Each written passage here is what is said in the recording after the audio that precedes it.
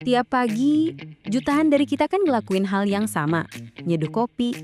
Tapi, pernah kepikiran nggak sih, di balik secangkir kopi ini, ada perjalanan yang, wah, luar biasa banget.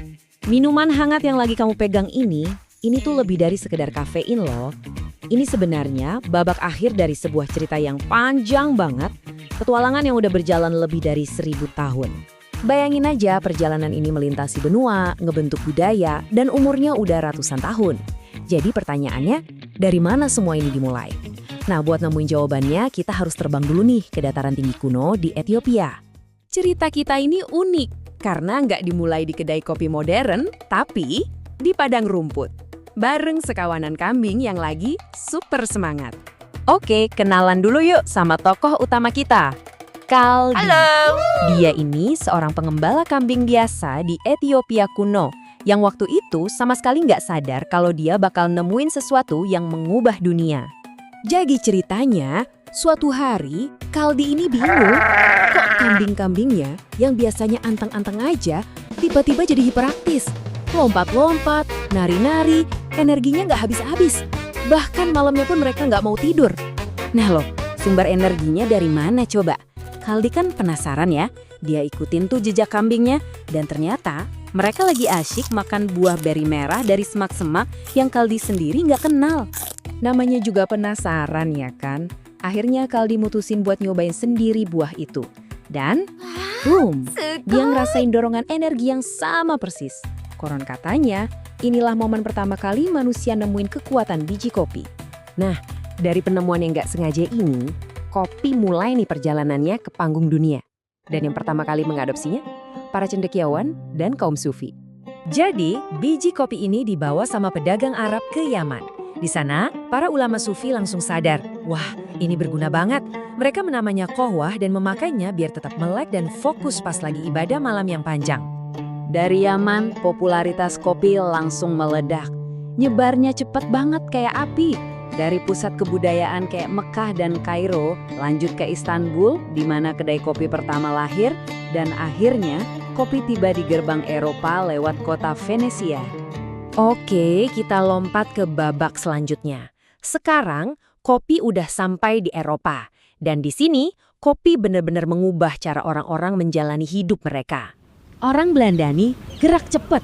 Mereka langsung lihat potensi bisnisnya gede banget. Akhirnya, mereka ambil alih perdagangannya dan menjadikan Amsterdam pusat distribusi kopi buat seluruh benua. Gara-gara kopi, semuanya berubah, bahkan menu sarapan. Coba bayangin, sebelumnya orang Eropa itu sarapan sambil minum bir atau anggur. Efeknya, ya jadi lesu, ngantuk, terus datanglah kopi. Minuman baru ini bikin orang jadi fokus, konsentrasi. Bisa dibilang kopi ini yang jadi bahan bakar produktivitas di seluruh benua. Tapi, perjalanan kopi nggak berhenti di Eropa. Para pedagang Belanda ini punya rencana yang jauh lebih besar. Dan rencana itu membawa kita ke Asia Tenggara. Jadi, di tahun 1696, VOC bawa bibit kopi ke Batavia. Percobaan pertama, gagal total, kena banjir. Tapi mereka nggak nyerah gitu aja. Mereka coba lagi, kali ini di dataran tinggi Priangan yang udaranya lebih sejuk. Dan hasilnya, bukan cuma berhasil, tapi sukses besar-besaran. Ini yang bakal mengubah peta kopi dunia. Saking suksesnya, nama Jawa jadi identik sama kopi di seluruh dunia. Makanya, kalau lain kali kamu dengar ada yang pesen a cup of Java, sekarang kamu tahu persis kan asal-usulnya?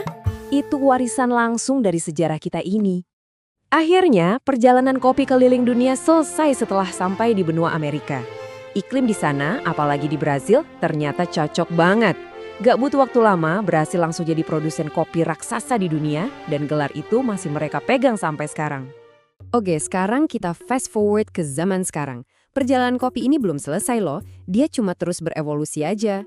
Di abad ke-20 dan 21, kita kenal istilah gelombang kopi.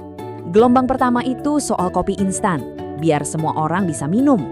Gelombang kedua, itu soal pengalaman ngopi di kedai-kedai kopi besar.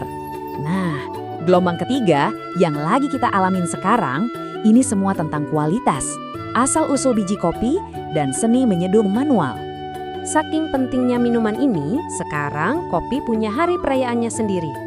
Tiap tanggal 1 Oktober, seluruh dunia ngerayain sejarah dan budaya kopi bareng-bareng. Jadi, gitu ceritanya. Semua berawal dari pengamatan sederhana seorang pengembala kambing di Ethiopia lebih dari 1000 tahun yang lalu, sampai akhirnya jadi minuman yang nyatuin miliaran orang di seluruh dunia setiap hari. Setiap cangkir kopi yang kamu minum, itu adalah bagian dari warisan yang luar biasa ini. Dan ceritanya kan belum selesai. Dengan makin banyaknya inovasi, soal keberlanjutan, metode-metode baru, kita jadi penasaran kan? Kira-kira bakal kayak gimana ya gelombang kopi selanjutnya?